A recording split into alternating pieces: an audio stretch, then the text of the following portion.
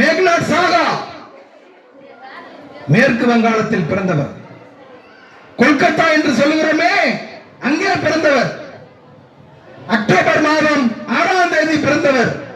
வெப்ப அயனியாக்க கோட்பாடும் வெப்ப அயனியாக்க சமன்பாடும் என்ற ஒரு சமன்பாட்டை கண்டறிந்தவர் மேக்நாட் சாகா.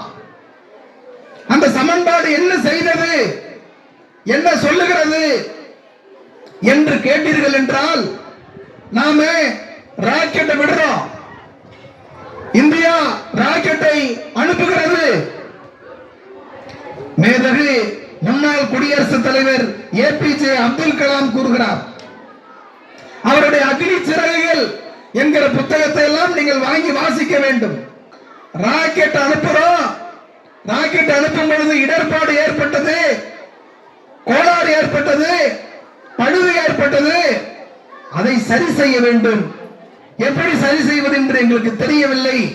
அப்பொழுது நான் போய் மேக்நாட் சாகாவை படித்தேன். எழுதுகிறவரே மேதகு முன்னாள் குடியரசுத் தலைவர் ஏபிஜே அப்துல் கலாம். அதை படித்து விட்டு அப்ளை பண்ணி பார்த்தேன், பிராக்டிகலா செஞ்சு பார்த்தேன். செஞ்சு பார்த்தோம்னா ராக்கெட்ல ஏற்பட்ட பழுது கோளாறினை சரி செய்து விட்டேன்.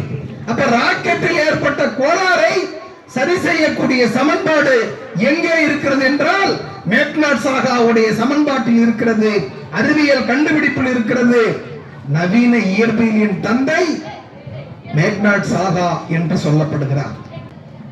என் மாணவர்களே, 1920 வெப்ப அயனியாக்க கோட்பாடும் அயனியாக்க சமன்பாடும் என்பதை கண்டறிந்து இந்த உலகத்திற்கு சொன்னார்.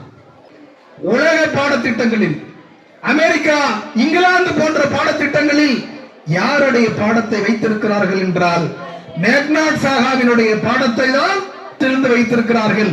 அப்படிப்பட்ட மகத்தான ஒருவர் மேக்நாட் சாகா. ஏழை குடும்பம், வறுமை, அப்படியான ஒரு வறுமை நினைத்து பாருங்கள். மேக்நாட் சாகா படிக்கின்ற பொழுது நடந்துதான் போக வேண்டும். அப்படி போய் படித்தவர் மேக்நாட் சாகா. எனவே அப்படி படித்தவர் அறிவியலை எளிய மக்களுக்காக ஜனநாயகப்படுத்த வேண்டும் என்று விரும்பியவர். பி.சி. ராய் என்கிற ஒரு ஆசிரியர், அவருடைய வழிகாட்டுதலில் படித்தவர் மேக்நாட் சாகா.